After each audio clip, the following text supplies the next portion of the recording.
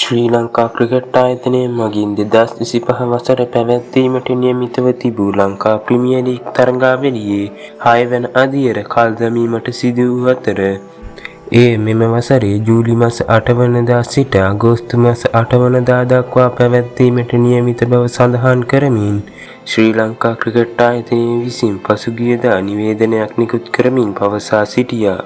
ඒ අනුව තරඟාවලියේ ක්‍රීඩක කෙටුම්පත මාර්තු 22 වනදා පැවැත්වෙන බව අදාළ නිවේදනයේ වැඩිදුරටත් සඳහන් වෙනවා.